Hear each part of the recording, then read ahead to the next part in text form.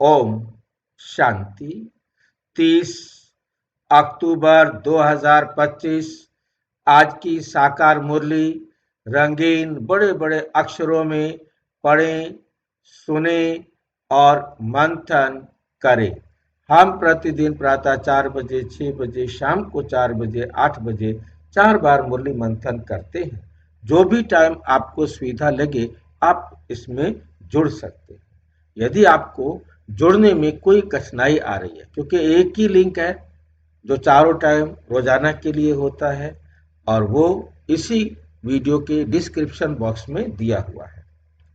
कठिनाई आ रही है तो आप सामने इसी वीडियो में नीचे चलती हुई लाइन में व्हाट्सएप नंबर देख रहे हैं, उस पर मैसेज करके आप लिंक मंगा सकते हैं, प्रश्न पूछ सकते हैं।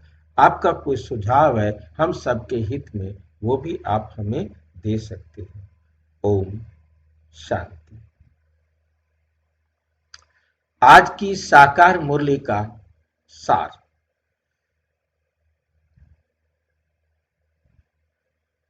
मीठा मीठा बाबा कहते, मीठे बच्चे तुम्हें अभी बहुत बहुत साधारण रहना है।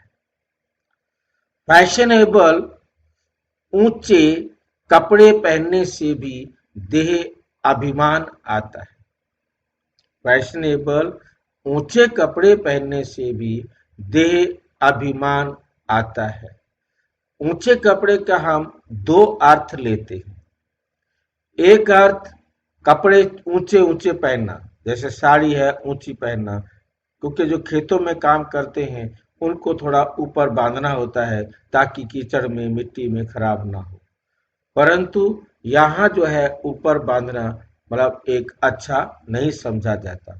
बाबा ने विशेष रूप से बहनों को ये जो कि समझाया गया था कि भाई कपड़े जो है ना इस तरीके से पहने कि आपका अंग देखने की आंख किसी की भी ना जाए। मतलब ये मतलब विशेष इसलिए आप देखते हैं बहनों को कि उनका पहरावा विशेष रूप से उनको ट्रेनिंग के दौरान अच्छी तरह समझाया जाता है। तो इस प्रकार से ऊंचे कपड़े पहनने पर पहली बात तो ये थी। दूसरा, हमने पहने तो वाइट ही हैं, दूसरे कलर कपड़े तो पहन नहीं सकते। अब वाइट के अंदर भी हम बहुत ज़्यादा अट्रैक्टिव उसको कुछ करें जिसको देखने के लिए दूसरे की नजर जाए। जैसा हम अच्छी तरह से आज के इस वातावरण में देखते हैं, चाहे भाई हो तो चाहे बहनें हो, उनको ये रहता है कि हम ऐसे कपड़े पहने ताकि सबकी नजर हमारे पास जाए, हमारे को देखें कि ये सूट कैसा है, ये साड़ी कैसी है, ये जो कुछ भी है, मतलब दिखावा नहीं करना है।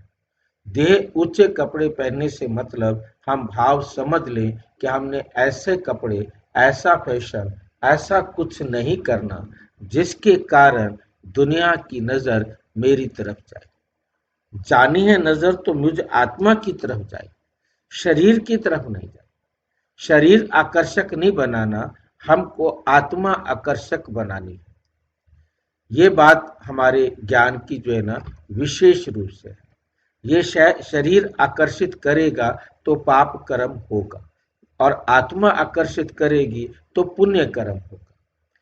हमने कल भी जैसे चर्चा कर रहे थे तो उसमें आया था कि देवियों को मंदिरों में आप जाते हैं, वही देवियां हैं। आजकल तो खैर उनको कैसे भी कपड़े पहना दिए जाते हैं, उनके चित्र कैसे भी बना दिए जाते हैं, परंतु मंदिर में देवियों के चेहरे में एक विशेष रूहानियत जो है दिखाई जाती है। वही रूहानियत यदि हमारे जीवन में हो, हमारी दृष्टि में हो, हमारी वृत्ति में हो, हम हर बात रूहानी रूप से कर रहे हैं, तो किसी की भी नजर खराब नहीं हो सकती। क्योंकि सबसे पहला ये जो विकार है ये आंखों से ही आरंभ होता है, आंखों से ही लिया और दिया जाता है। तो इसको सबसे पहले सिविल आई, जैसे बाबा कई बार कहते हैं सिविल आई बनाओ, तो सिविल आई बनाने के लिए ये बहुत जरूरी है हम अपने ऊपर अटेंशन दें कि हमारा कोई भी ऐसा एक्ट ना हो जो दूसरे को किसी भी प्रकार से देह की तरफ आकर्षित करे। देह के आकर्षण को लाने का प्रयास ना करें, क्योंकि जिसके अंदर आ जाते। हाँ जी, हाँ जी, हाँ बोलो। सिविल सिविल आई अपनी बुद्धि को बनाना है भाई जी। हाँ, पर सिविल आई तो हमारी बुद्धि वाली बनेगी, परंतु बात यहाँ आती है कि सिविल आई बनाने, किसी की सिविल आई को बिगाड़ने के निमित्त भी ना बने। सिविल आई बनने वाले ठीक है, दूसरे ने सिविल आई बनानी है उसका लिए पुरुषार्थ है, परंतु हमारे लिए पहला पुरुषार्थ ये है कि हमारे कारण किसकी सिविल आई खराब ना हो। ये भी एक हमारी जिम्मेवारी हो जाती है।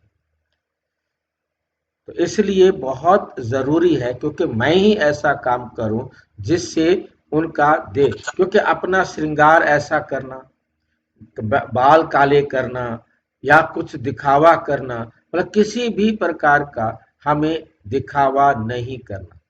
चाहे व्हाइट कपड़े पहन करके भी हमने ऐसे व्हाइट कपड़े नहीं पहनने जो दुनिया की नजर हमारी तरफ जाए, उनको कुछ बोलने के लिए कहना पड़े। बहुत ऊंचे कपड़े भी ना हो तो बहुत नीचे कपड़े भी ना हो, ऐसे भी नहीं हो कि मतलब खराब लगे। ठीक है, तो सिंपल कपड़े, सैंपल सामान्य एक मीडियम क्लास के कपड़े पहनने हैं। आपने यदि साड़ी व्हाइट ली है, परंतु साड़ी भी व्हाइट भी आपने बहुत महंगी ली है, तो उसका लुक के ऊपर प्रभाव पड़ता है। वो लुक भी दुनिया को जो है ना खराब करता है कि इनके पास बहुत पैसा है, ये भी आना बहुत खराब लगता है। फिर किसी भी प्रकार से हमारा आकर्षण का आधार देह या संसार की वस्तुएं ना हो, हमारी रूहानियत हो, हमारे बोल हो, हमारी दृष्टि हो, हमारे कर्म, ये सारी बातें इस एक बात में आती है। बाबा तो छोटे में कह देते हैं, पहले समय हुआ करता था कि धारणा की क्लास कराई जाती थी। बहनें, जो सीनियर बहनें हैं, दादियां हैं, वो सेंटरों पर जा करके धारणा की क्लास कराते थे। तो धारणा की क्लास में भाई बहनों से पूछा जाता था कि कितनी क्या धारणाएं करते हो, अमृत वेले के बारे में, खान पान के बारे में, रहन सहन के बारे में, जीवन में कहाँ कहाँ बच्चे गलतियां कर सकते हैं, वो अपने अनुभव से आकर के धारणा की क्लास कराते थे। अब वो धारणा की क्लास तो कहाँ गई पता ही नहीं। अब तो बस सिर्फ एक मुरली सुना दो और काम हो जाएगा। बाकी अभी भी मधुबन में जो जाते हैं वहाँ होती होंगी क्लासेस, ठीक है ना। तो क्योंकि योग भट्टी कराते हैं तो वहाँ क्लासेस रखी जाती होंगी, तो ये बातें थोड़ा महत्व रखती हैं। तो ये जो पॉइंट है जो है, इसलिए इस पॉइंट को कल से पढ़ने के बाद मेरे पास आ रहा था कि धारणा की क्लासेस पर कुछ वीडियोस बनाए जाए, देखते हैं जैसे बनता है। तो धारणा पर क्या क्या हमें अपने जीवन में धारणा करनी चाहिए, उस धारणा में क्या क्या रुकावटें आती हैं, उनके ऊपर विचार सागर मंथन करना चाहिए। जो चीज़ का ब्रेकअप दिखाई दे रहा है उसको बीच में लाया जाए। प्रश्न, हाँ जी, कुछ पूछ रहे थे? भाई जी ऊपर की एक लाइन नहीं आ रही। ऊपर की लाइन नहीं आ रही, अब ठीक है? हाँ लगभग ठीक है। क्योंकि इसमें जरा सा भी कहीं हाथ लग जाए ना, क्योंकि मैं हाँ उल्टा वो हूं, तो तो हाथ लगने पर कुछ भी बंद हो सकता है। प्रश्न, तकदीर में ऊंच पद नहीं है तो किस बात में बच्चे सुस्ती करते हैं? तकदीर में ऊंच पद नहीं है तो किस बात में बच्चे सुस्ती करते हैं? सबसे पहली बात है तकदीर। हर कर्म हमारा तकदीर का आधार, हम यदि देखें ध्यान से तो तकदीर का आधार हमारा पार्ट है। अकेला पार्ट ही सारे उसका कारण बनता है, परंतु फिर भी, क्योंकि यही जो है ना सबसे बड़ा कंफ्यूजिंग खड़ा होता है, इस बात को हम बहुत ध्यान से समझ लें कि एक तरफ है हमारा पार्ट, हर एक आत्मा का पार्ट लिखा हुआ है। उसने डॉक्टर बनना है या मजदूर बनना है, वो उसके पाठ में लिखा है। कितना भी पढ़ा लिखा हो, उससे कोई फर्क नहीं पड़ता। उसने कितना पैसा प्राप्त करना है, अनपढ़ा भी कितना पैसा प्राप्त कर रहा है और पढ़ा लिखा नौकरी को ढूंढ रहा है, उसको नौकरी नहीं मिल रही है, उसका जीवन कष्टमय है और वो सारी जिंदगी कोसता रह जाता है अपने आप को। उसे अपने आप को खुशी लाने का मौका ही नहीं मिलता। मतलब किसको क्या है, वो उस आत्मा का पार्ट है, उस पार्ट के अनुसार ही उसने बाबा का ज्ञान भी सुनना है, बनना भी है। मतलब ये हमारे लिए बहुत बहुत शांति देने वाली बात है कि कोई भी आत्मा अपने पार्ट से ऊपर नहीं जा सकती, अपने भाग्य को बदल नहीं सकती, अपने तकदीर को चेंज नहीं कर सकती। एक तरफ ये बात आती है, इसमें भी किसी प्रकार का कोई प्रश्न नहीं रहता है। दूसरी तरफ आता है कि हम अपना भाग्य बनाएं, हम अपना भाग्य बनाएं। ये क्यों आता है? क्योंकि ड्रामा का पता नहीं है कि अगले पल में अच्छा किया था या बुरा किया था। अब मैं अच्छी श्रीमत को पालन करके वर्तमान में भविष्य को अच्छा लिख सकता हूं। लिखना मुझे वर्तमान में, वर्तमान को मैं सदुपयोग कर दूं। मैंने किया वही जो 5000 साल पहले किया था, परंतु मैंने याद रख के अपने आप को अटेंशन दे के वर्तमान को बेस्ट कर दिया, तो फिर निश्चित हो गया कि 5000 साल पहले भी मैंने बेस्ट किया था, 5000 साल बाद भी मैं बेस्ट करूंगा। यही कारण होता है क्योंकि बाबा ये नहीं कह सकता कि तुम अपना भविष्य नहीं सुधार सकते, जिसके कारण जो हम कल वीडियो बना रहे थे और उसके अंदर ये विरोधी बातें आ गई और उसके कारण उसमें लिखा हुआ आ जाता है, बाबा बाबा के जो शब्द हैं वो आ जाते हैं कि आप अपना भाग्य बना सकते हो, अपने आप को बदल सकते हो। आप बदल सकते हो तो किस में बदल सकते हैं? हम अपनी भावनाओं को बदल सकते हैं। हमने ज्ञान सुना, हमने अपनी भावना बदली, बुद्धि को बताया भाई आज तक जो तू करता आ रहा था वो गलत था, अब बाबा ने कहा है ऐसे कर। अब ये पुरुषार्थ तो करना पड़ेगा ना, मुझे अपने आप को समझाना तो पड़ेगा ना कि ऐसे कर। और जब मैं वैसे करूंगा, वैसे मैं कर देता हूं, तो निश्चित हो जाएगा कि 5000 साल पहले भी किया था और अब भी कर दिया।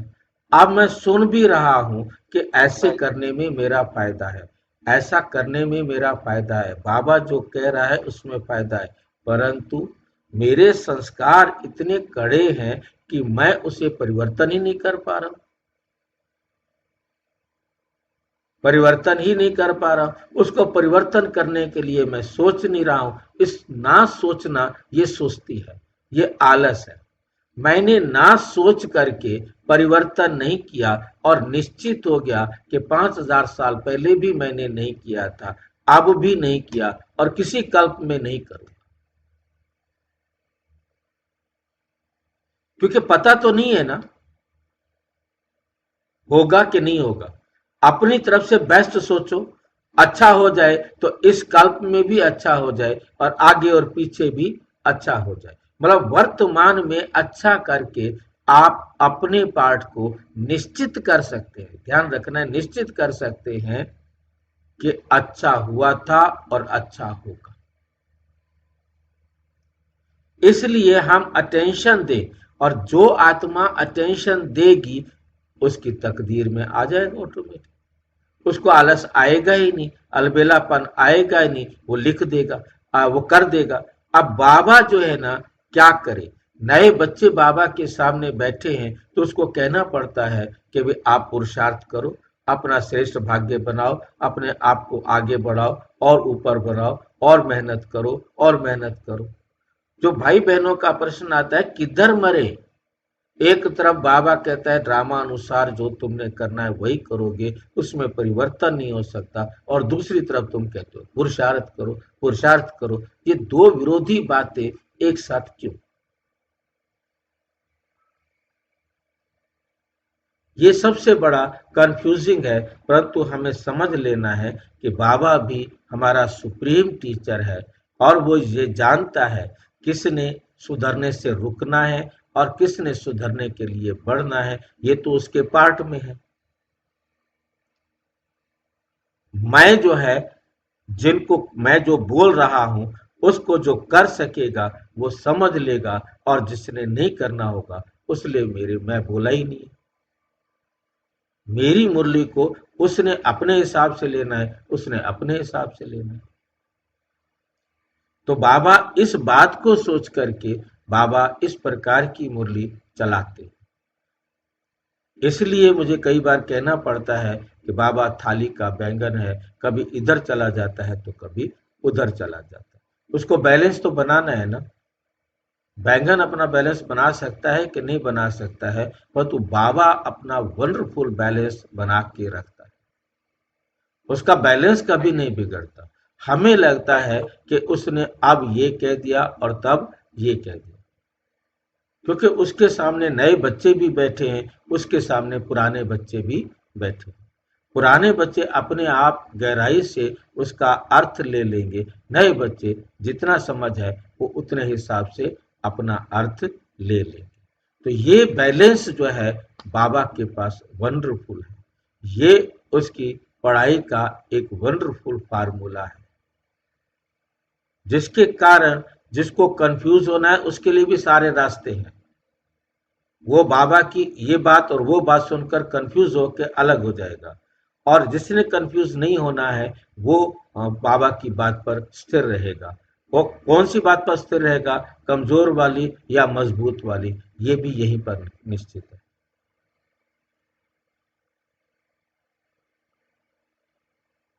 इसलिए बाबा किसी को भी बोलने का मौका नहीं दे सकता।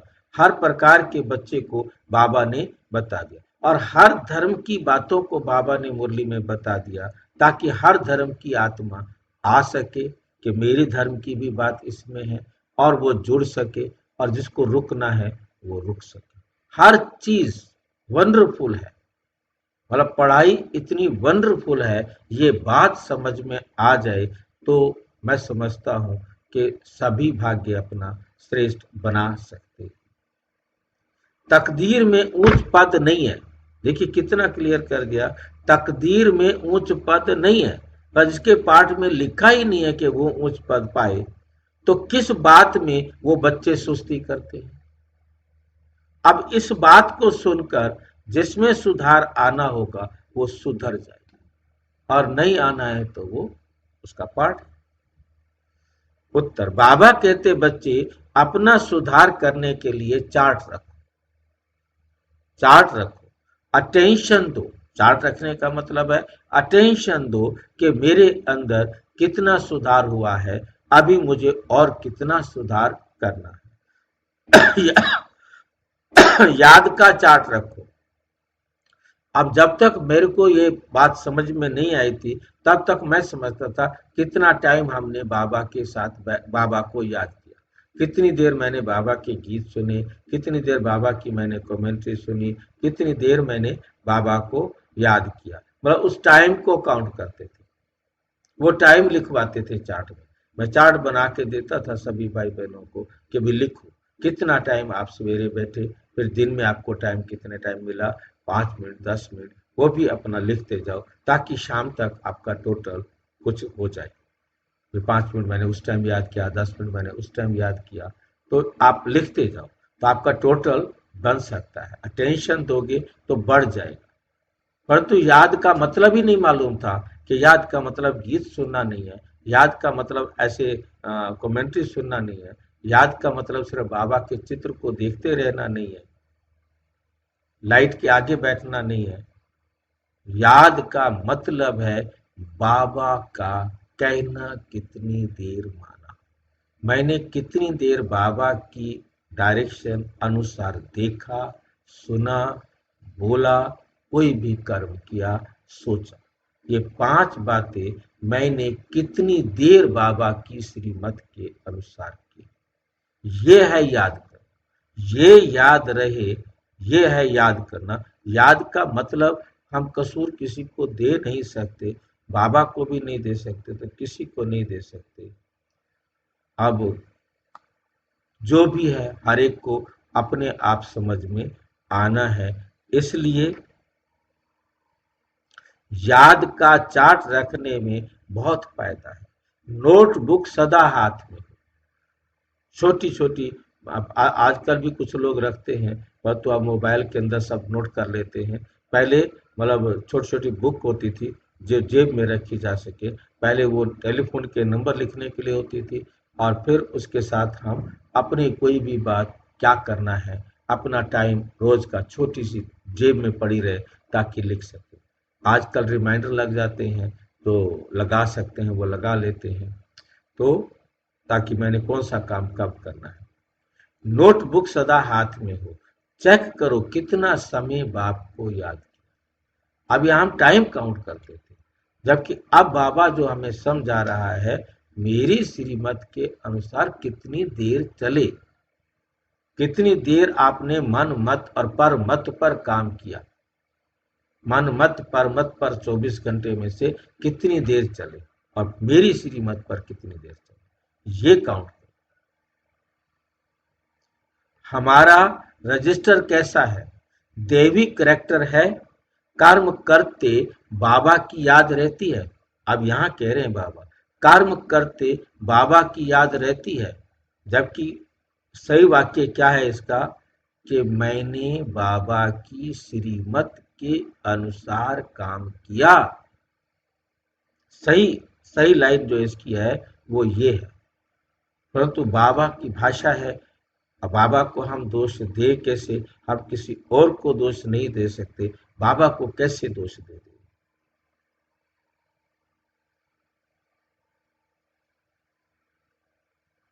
बाबा की श्रीमत के अनुसार मैंने देखा, या मैंने उसके शरीर को देखा,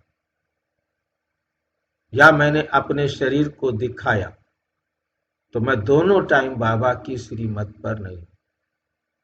वो मेरे सूट को देख रहा है, नहीं देख रहा है, तो कुछ टेढ़ा मेढ़ा होके दिखाऊं ताकि वो देखे।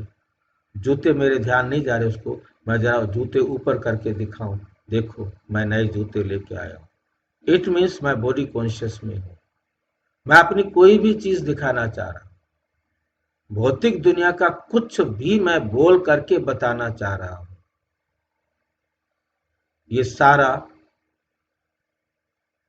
दिखावा जो है उसके लिए आज शब्द हुआ है, प्रयोग हुआ है ऊंचा।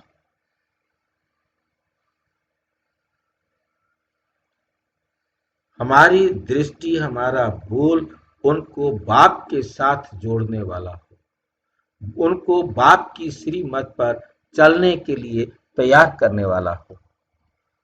उनका ध्यान उधर जाना चाहिए, उनका ध्यान कभी भी देह की तरफ नहीं जाए। उसका ध्यान हमारे बैज पर जाए, हमारे को बैज लगा हुआ हो, उसका ध्यान बैज पर जाए, परंतु उसका ध्यान कभी भी किसी भी सांसारिक वस्तु की तरफ नहीं जाए।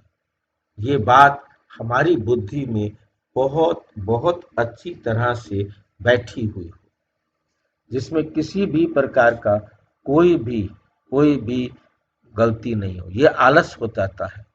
कर्म करते बाबा की याद रहती है, याद से ही कट उतरेगी। जितना हम बाबा की याद में रहेंगे उतना कट उतरती जाएगी।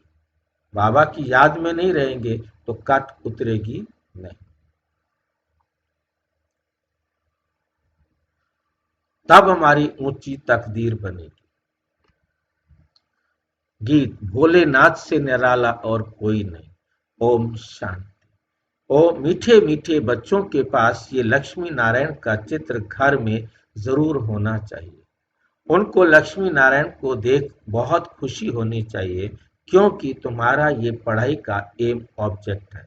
तुम जानते हो हम स्टूडेंट हैं और ईश्वर पढ़ाते हैं।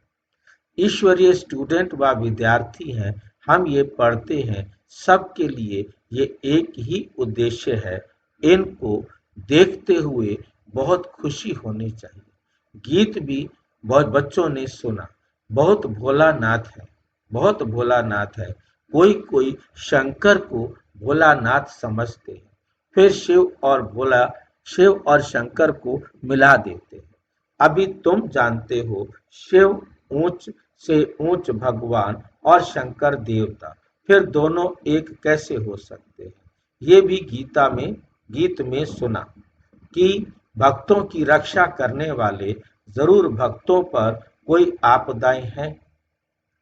5 विकारों की आपदाएं सबके ऊपर है। 5 विकार तो भक्त भी सब हैं। ज्ञानी उसको किसको नहीं कहा जा सकता। भक्त सब हैं, ज्ञानी दुनिया में हम किसी को भी नहीं कह सकते। और भक्ति बिल्कुल अलग है। भक्ति बिल्कुल अलग है। ज्ञान बिल्कुल अलग है, अलग चीज है। जैसे शिव और शंकर अलग अलग है, जब ज्ञान मिला तो फिर भक्ति नहीं रहती। शिव और शंकर बिल्कुल अलग अलग क्यों हैं? क्योंकि हम दुनिया वाले शिव और शंकर को एक कह देते हैं, परंतु हमें अब बाबा ने बहुत अच्छी तरह समझा दिया है कि शिव और शंकर ये दोनों अलग अलग हैं। शंकर भक्त है जो भक्ति कर रहा है। शिव ज्ञान का सागर है जो कभी किसी की भक्ति नहीं करता। शिवलिंग बीच में रखा हुआ है, शंकर बैठकर उसकी भक्ति कर रहा है। तो शंकर है भक्ति और शिव है ज्ञान। शंकर है भक्ति और शिव है ज्ञान।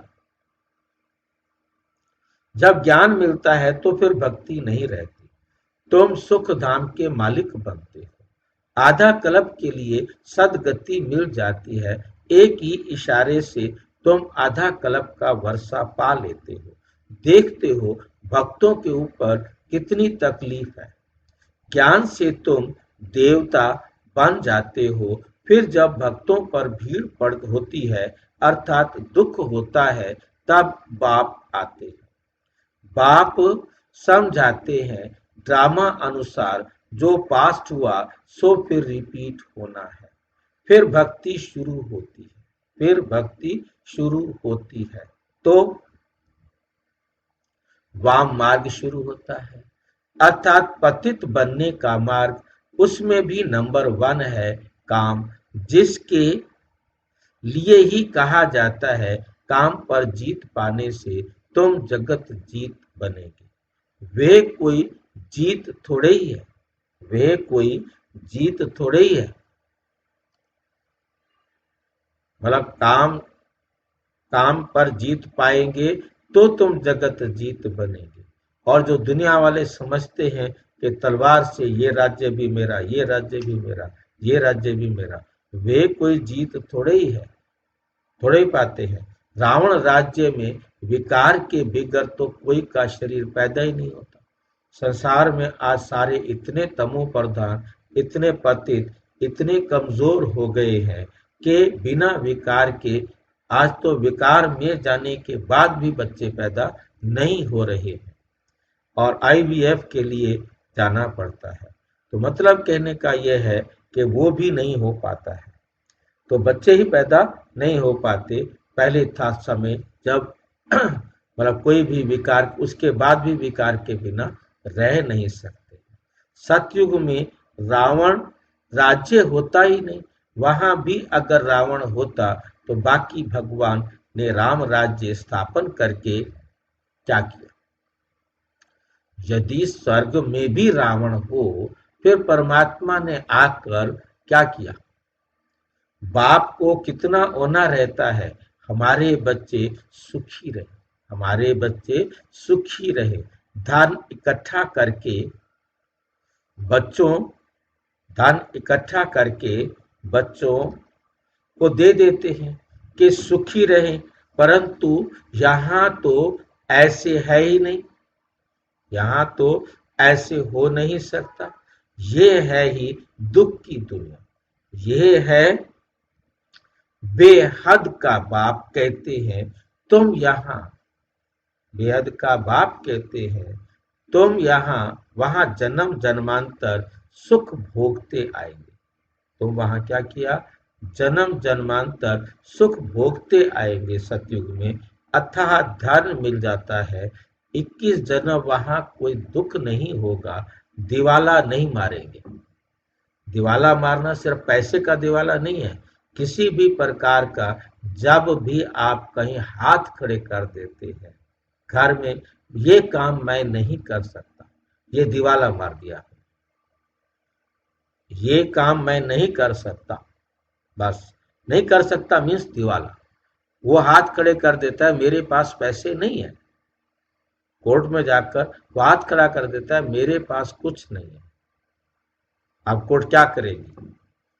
उसको दिवालिया घोषित कर देती। तो इसी प्रकार से जब कोई कह देता है मैं नहीं कर सकता हूं, तो उसने अपना दिवाला निकाल दिया। एक होता है दादागिरी वाला दिवाला, वो दिवाला नहीं होता, मैं नहीं दूंगा।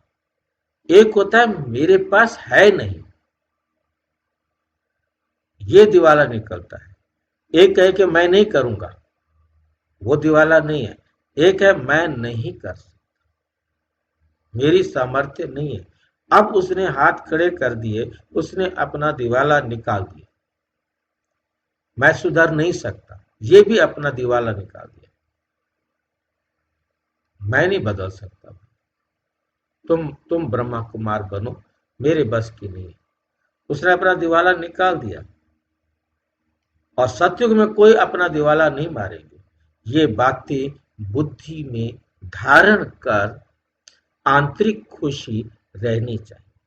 तुम्हारा ज्ञान और योग सारा गुप्त है।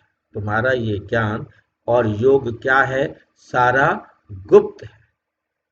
स्थूल हथियार आदि कुछ नहीं, स्थूल हथियार आदि कुछ नहीं, ये है ज्ञान तलवार।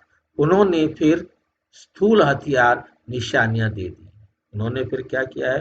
स्थूल हथियारों की निशानियां दे दी है, देवियों को दे दी है। शास्त्र आदि जो पढ़ते हैं वो लोग कभी ऐसे नहीं कहते कि ये ज्ञान खड़ग। वो कभी नहीं कहेंगे कि देवियों के हाथ में ये ज्ञान की तलवार है, ये ज्ञान की खड़ग है, ये ज्ञान की गदा है, ये ज्ञान का त्रिशूल है।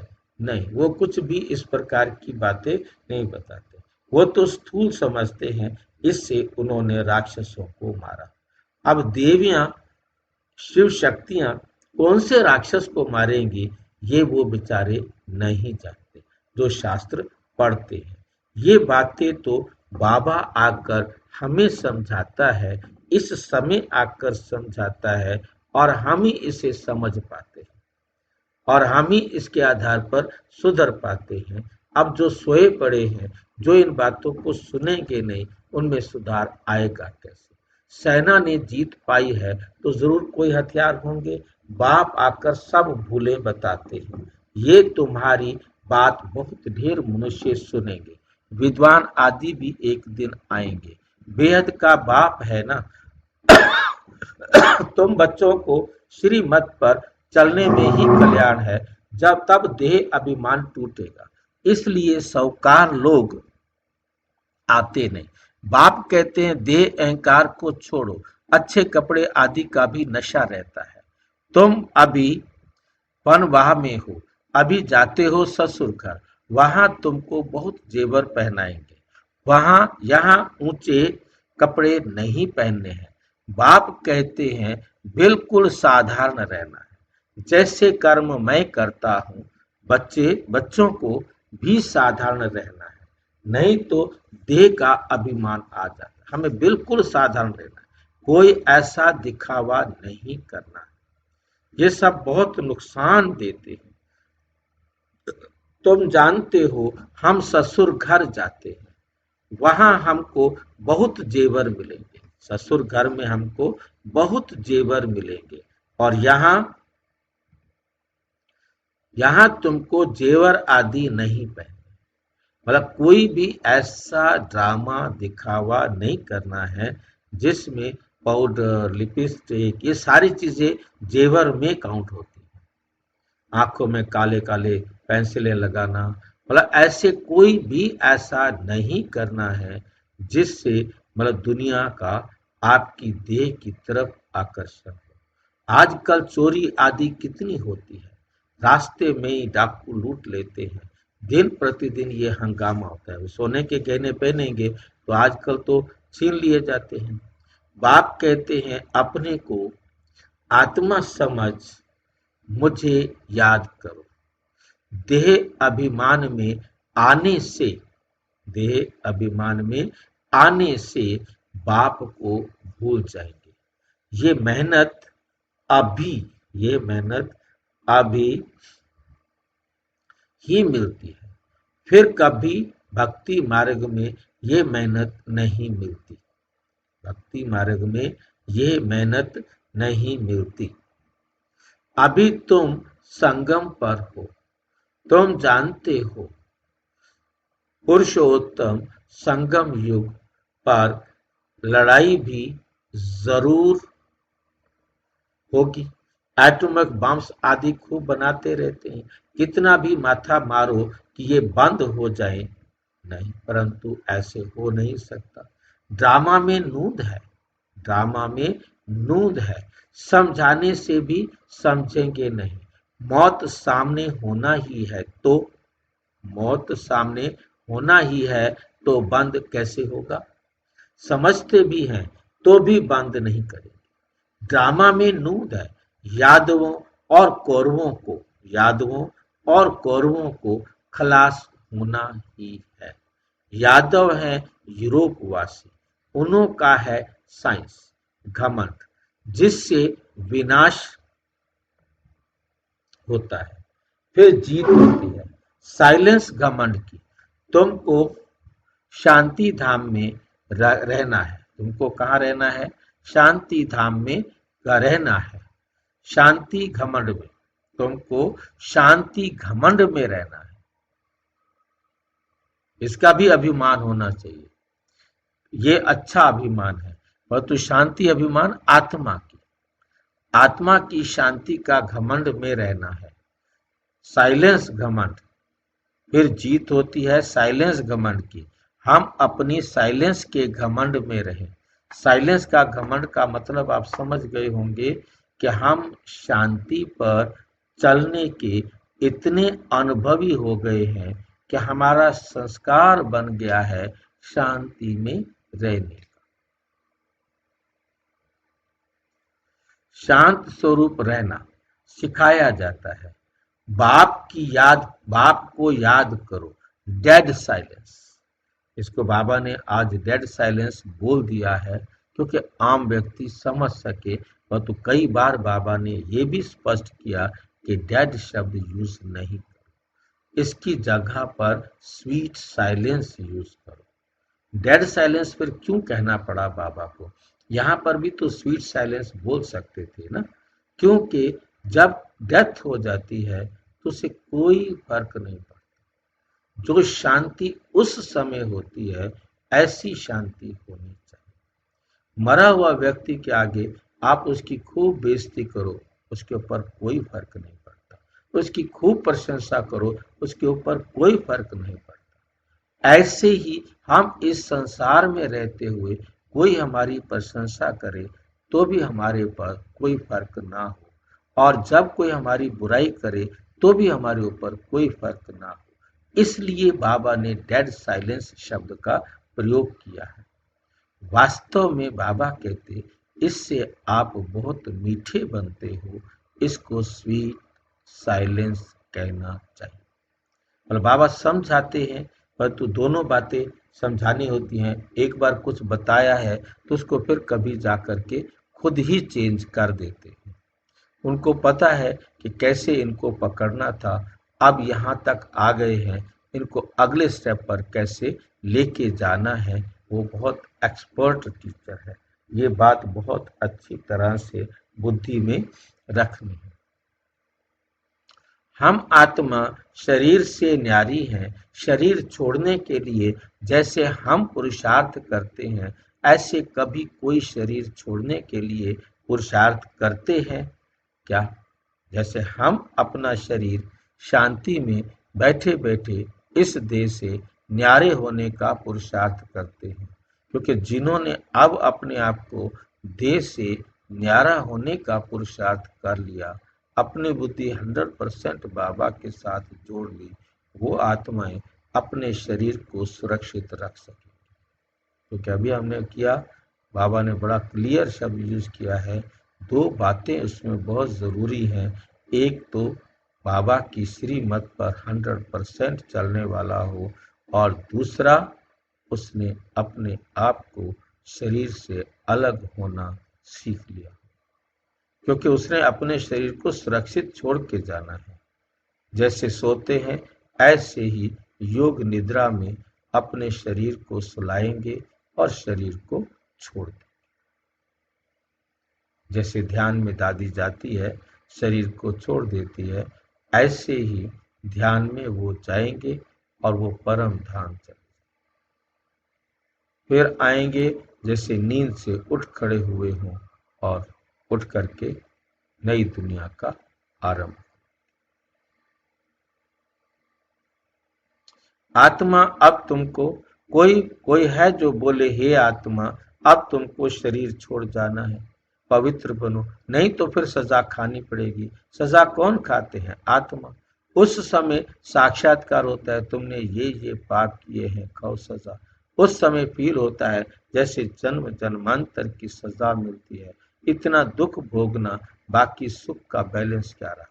बाप कहते हैं अभी कोई पाप कर्म नहीं करो, अपना रजिस्टर रखो। हर एक स्कूल में चाल चलन का रजिस्टर रखते हैं ना। एजुकेशन मिनिस्टर भी कहेंगे भारत का करेक्टर ठीक नहीं है। बोलो हम इन लक्ष्मी नारायण जैसे करेक्टर्स बनाते हैं, ये लक्ष्मी नारायण का चित्र भी सदा साथ में होना चाहिए। ये है एम ऑब्जेक्ट। इसे आदि सनातन देवी देवता धर्म की हम स्थापना कर रहे हैं श्रीमत पर। यहाँ चाल चलन को सुधारा जाता है। तुम्हारी एक कचहरी भी होती है। सब सेंटर्स पर बच्चों की कचहरी करनी चाहिए। रोज रोज बोलो, चार्ट रखो तो सुधार होगा। कचहरी में सबकी बातें सुनना, तो रोज आना आपस में। बाबा कहते तुम अपने सारे भाई बहनों की बातों को सुनो और उनका समाधान करो। किसकी तकदीर में नहीं है तो फिर सुस्ती कर लेते हैं। चार्ट रखना बड़ा अच्छा है। तुम जानते हो हम इस 84 के चक्र को जानने से ही चक्रवर्ती राजा बन जाते हैं। कितना सहज है। और फिर पवित्र भी बनना है। याद की यात्रा का चार्ट रखो, इसमें तुमको बहुत फायदा है। नोटबुक नहीं निकाला तो समझो बाबा को याद नहीं किया, और नोटबुक ही नहीं रखी है, बाबा को आप याद करते ही नहीं। नोटबुक सदा हाथ में रखो, अपना चार्ट देखो कितना समय बाबा को याद किया। याद बिगड़ जंक उतर ना सके, कट उतारने के लिए चीज को घासलेट में डाला जाता है। घासलेट कहा जाता है मिट्टी के तेल को, कैरोसिन ऑयल को। तो कर्म करते हुए भी बाप को याद करना है तो पुरुषार्थ का फल मिल जाएगा। मेहनत है ना, ऐसे ही थोड़े ताज रख देंगे सिर पर। बाबा इतना ऊंच पद पाते हैं, कुछ तो मेहनत करनी है ना। इसमें मेहनत हाथ पांव आदि कुछ भी नहीं चलाना। पढ़ाई तो बिल्कुल सहज है, बुद्धि में है शिव बाबा से। ब्रह्मा द्वारा हम ये बन रहे हैं। कहाँ भी जाते हो तो बैज पड़ा रहे।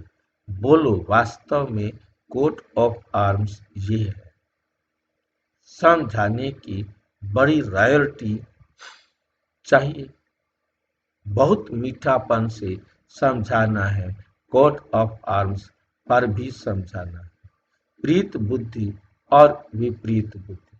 जो प्रीत बुद्धि है और जो विपरीत बुद्धि है, किसको कहा जाता है? प्रीत बुद्धि किसको कहा जाता है और विपरीत बुद्धि किसको कहा जाता है? कौरव और पांडव। तो तुम बाप को जानते हो।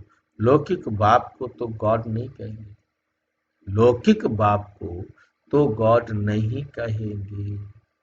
वे बेहद का बाप ही पतित पावन सुख का सागर है, उनको ही सुख घनेरे मिलते हैं। अज्ञान काल में समझते हैं माँ बाप सुख देते हैं, ससुर घर भेज देते हैं, अब तुम्हारा है बेहद का ससुर घर। सतयुग जो है वो हमारा बेहद का ससुर घर है। वह हाँ है, ये वो है दुनिया वाला होता है हद का। वहां माँ बाप करके 5-7 लाख करोड़ देंगे। तुम्हारा तो बाप ने नाम रखा है पद्मा पदम पति, बनने वाले बच्चों। यहाँ तो वहां तो पैसे की बात ही नहीं। सतयुग में आप जाएंगे वहां पैसे का कोई चक्कर ही नहीं होगा, सब कुछ मिल जाता है। बड़े बड़े अच्छे अच्छे महल आदि महल होते हैं, जन्म जन्मांतर के लिए तुमको महल मिलते हैं। सुदामा का मिसाल है ना। चावल मुट्ठी सुना है, यहाँ भी ले आते हैं। अब चावल रूखा थोड़े ही खाएंगे, तो उनके साथ कुछ मसाले आदि भी ले आते हैं। कितना प्रेम से ले आते हैं। बाबा तो हमको जन्म जन्मांतर के लिए देंगे, इसलिए कहा जाता है दाता। अब परमात्मा लेता नहीं तो देता होगा क्या?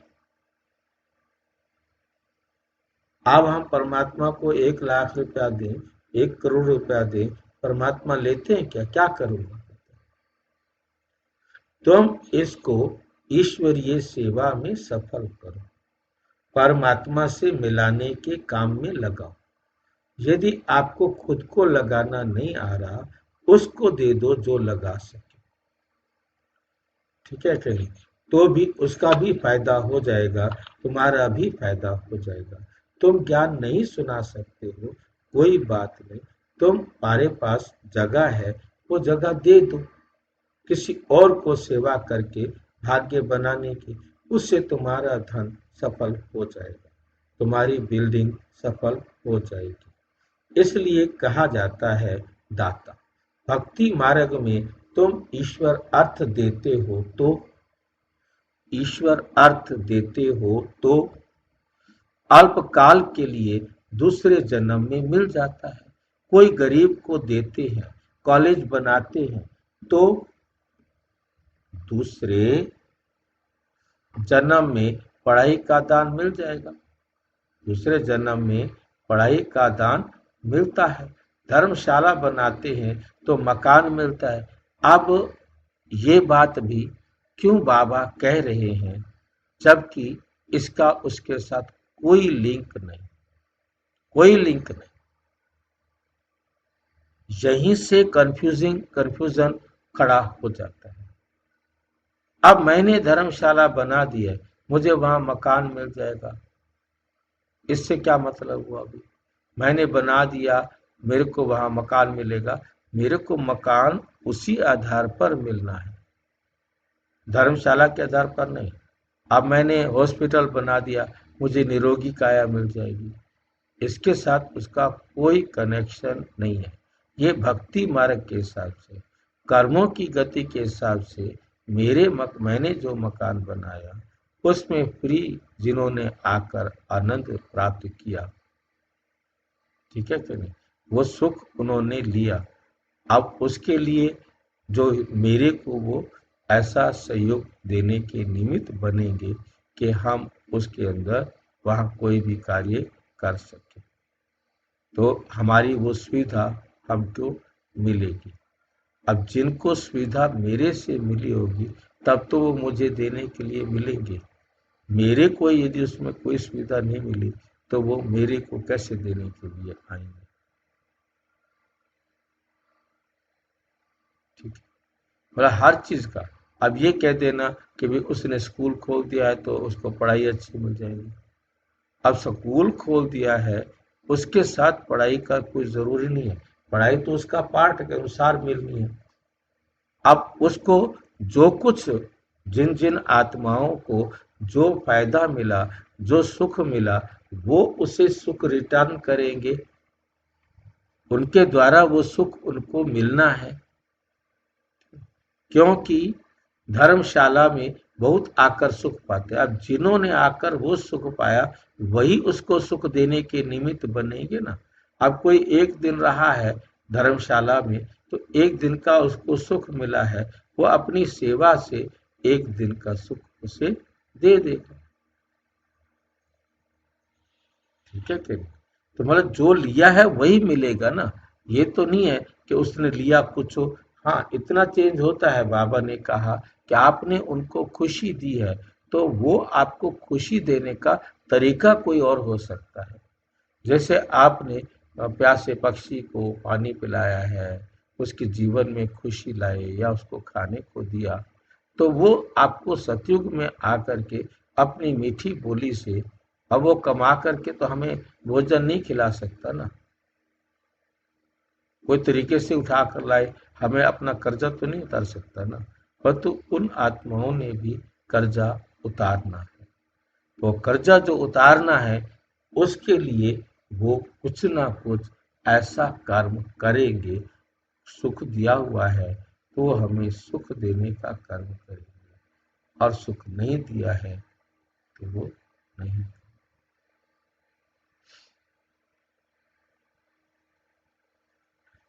तुम जानते हो शिव बाबा को जो देते हैं वे सब हमारे ही काम में लगाते हैं। शिव बाबा तो अपने पास रखते ही नहीं है, उसने रखा नहीं, वो हमको देगा क्यों? हमारे धन से जिन आत्माओं को सुख पहुंचा है वही आत्माएं रिटर्न करने के लिए हमें अगले जन्मों में मिलेंगी और वो रिटर्न करेंगी। इनको भी कहा सब कुछ दे दो तो विश्व का मालिक बन जाएंगे। विनाश का साक्षात्कार कराया और ब्रह्मा बाबा को लूट लिया, उसका सारा कुछ ले लिया। अब हमें तो साक्षात्कार कराया नहीं है इसलिए हम देते नहीं है। ठीक है ना? हमें भी साक्षात्कार करा देवे तो हम भी दे देंगे, वरना हम अपने पास संभाल के रखेंगे।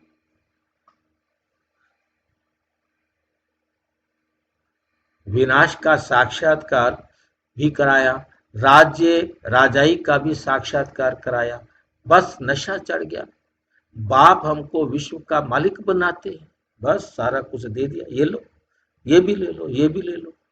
गीता में भी अर्जुन को साक्षात्कार कराया, मुझे याद करो, मेरे इस विष्णु चतुर्भुज स्वरूप को याद करो, तुम ये बनेंगे।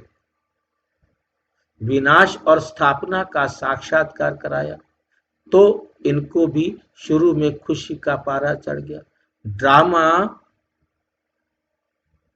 में ये पार्ट था, भागीरथ को भी जानते थोड़े ही है। तुम बच्चों को ये एम ऑब्जेक्ट है, तुम बच्चों को ये एम ऑब्जेक्ट बुद्धि में रहना चाहिए। हम ये बनते हैं, जितना पुरुषार्थ करेंगे उतना उच्च पद पाएंगे। गाया जाता है, फॉलो फादर। इस समय की बात है, बेहद का बाप कहते हैं, मैं जो राय देता हूँ उस पर, मैं जो राय देता हूँ उस पर फॉलो करो। इसने क्यों किया, इसने क्या किया, सो भी बताते हैं। उनको सौदागर, रत्नाकर, जादूगर कहते हैं ना। उनको क्या कहते हैं? सौदागर, रत्नागर, जादूगर कहते हैं ना। बाबा ने अचानक ही सब कुछ छोड़ दिया। पहले उन रत्नों का ज्वेलरी था, अब अविनाशी ज्ञान रत्नों का ज्वेलरी बना। हेल को हेवन बनाना कितना बड़ा जादू है। फिर सौदागर भी है, बच्चों को कितना अच्छा सौदा देते हैं। कख पर चावल मुट्ठी लेकर महल दे देते हैं। कितनी अच्छी कमाई कराने वाला है। जवाहरात के व्यापार में भी ऐसे होता है। कोई अमेरिकन ग्राहक आते हैं तो उनसे 100 की चीज 500 1000 में भी और बेच देते हैं, 1000 रुपया भी ले लेंगे उसका। उनसे तो बहुत पैसे लेते हैं। तुम्हारे पास तो सबसे पुरानी चीज है, प्राचीन युग। तुमको अब भोलानाथ बाप मिला है, कितना भोला है। तुमको क्या बनाते हैं? कखपन के बदले तुमको 21 जन्म के लिए क्या बना देते हैं? मनुष्यों को कुछ भी पता नहीं, मनुष्यों को कुछ भी पता नहीं। अभी कहेंगे, तुम कहेंगे भोलानाथ ने ये दिया, कभी कहेंगे अम्बा ने दिया।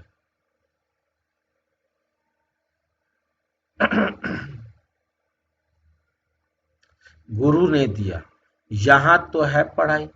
तुम ईश्वरीय पाठशाला में बैठे हो, ईश्वरीय पाठशाला कहेंगे गीता, ईश्वरीय पाठशाला कहेंगे गीता को।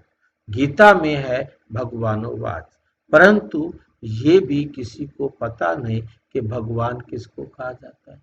कोई से भी पूछो, परम पिता परमात्मा को जानते हो? बाप है बागवान, तुमको कांटों से फूल बना रहे हैं, उनको गार्डन ऑफ अल्लाह कहते हैं। यूरोपियन लोग भी कहते हैं पैराडाइज। बरोबर भारत परिस्तान था, अब कब्रिस्तान है। अभी बाप तुम अभी फिर तुम परिस्तान के मालिक बनते हो। बाप आकर सोए हुए को जगाते हैं। ये भी तुम जानते हो, नंबरवार पुरुषार्थ अनुसार। जो जाग जाते हैं तो दूसरों को भी जगाते हैं, नहीं जागाते हैं तो खुद जगा हुआ नहीं है। तो बाप समझाते हैं, इन गीतों आदि की भी ड्रामा में नूंद है। कोई गीत बहुत अच्छे हैं, जब तुम उदास हो जाते हो तो ये गीत बजाओ तो खुशी में आ जाएंगे। रात के राही थक मत जाना, सुबह की मंजिल दूर नहीं। ये भी अच्छा है। अब रात पूरी होती है, मनुष्य समझे जितना भक्ति करेंगे उतना भगवान जल्दी मिलेगा। हनुमान आदि का साक्षात्कार हुआ तो समझते हैं भगवान मिल गया। बाप कहते हैं ये साक्षात्कार आदि की सब ड्रामा में नूंद है। आज क्या कहते हैं, ड्रामा में नूंद है। बाबा को क्या जरूरत है आने की?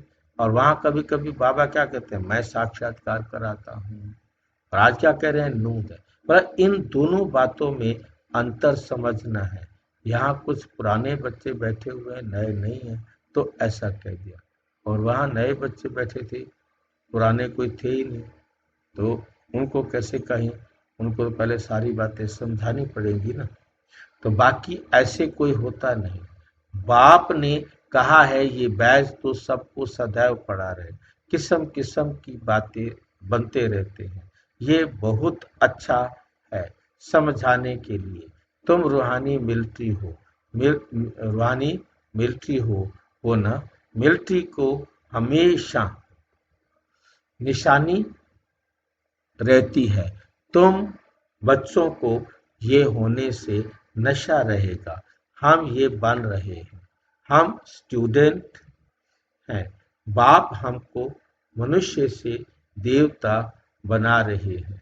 मनुष्य देवताओं की पूजा करते हैं, देवताएं तो देवताओं की पूजा नहीं करेंगे।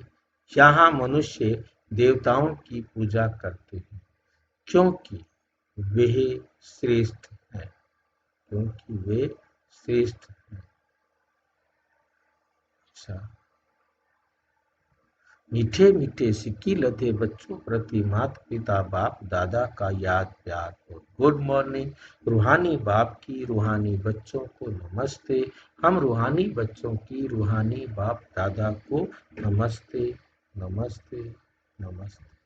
धारणा के लिए मुख्य सार नंबर 1, बुद्धि में सदा अपनी एम ऑब्जेक्ट याद रखनी है। लक्ष्मी नारायण को का चित्र सदा साथ रहे। इसी खुशी में रहो कि हम ऐसा बनने के लिए पढ़ रहे हैं। अभी हम हैं गॉडली स्टूडेंट। अपना पुराना कखपन चावल मुट्ठी दे महल लेने हैं। ब्रह्मा बाप को पालो कर अविनाशी ज्ञान रत्नों का जौहरी बनना है। वरदान, निश्चय के आधार पर विजयी रतन बन, सर्व के प्रति मास्टर सहारे दाता भाव। निश्चय बुद्धि बच्चे विजयी होने के कारण सदा खुशी में नाचते हैं। वे अपने विजय का वर्णन नहीं करते, लेकिन विजयी होने के कारण वे दूसरों की भी हिम्मत बढ़ाते हैं। किसी को नीचा दिखाने की कोशिश नहीं करते, लेकिन बाप समान मास्टर सहारेदाता बनते हैं, अर्थात नीचे से ऊंचा उठाते हैं, व्यर्थ से सदा दूर रहते हैं। व्यर्थ से किनारा होना ही विजयी बनना है। व्यर्थ से किनारा खत्म नहीं होगा तब तक विजयी पूर्ण कैसे होगी। ऐसे विजयी बच्चे सर्व के लिए मास्टर सहारेदाता बन जाते हैं।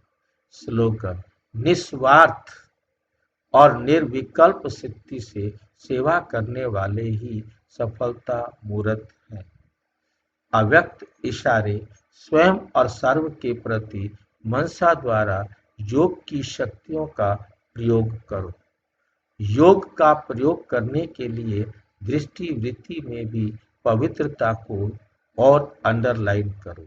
मूल फाउंडेशन: अपने संकल्प को शुद्ध ज्ञान द्वारा ज्ञान स्वरूप शक्ति स्वरूप बनाओ। कोई कितना भी भटकता हुआ, परेशान, दुख की लहर में आए, खुशी में रहना असंभव समझता हो, लेकिन आपके सामने आते ही आपकी मूर्त, आपकी वृत्ति, आपकी दृष्टि आत्मा को परिवर्तन कर दे। यही है योग का प्रयोग। यही है योग का प्रयोग। अच्छा, ओम शांति। और विस्तार से जानने के लिए प्रजापिता ब्रह्मा कुमारी ईश्वरीय विश्वविद्यालय के किसी भी सेवा केंद्र पर संपर्क करें, और यदि कोई प्रश्न है तो 9213106986 पर आराताई करें, टेलीग्राम करें और व्हाट्सएप करना है तो 9650692270 पर करें, फोन नहीं। ओम शांति।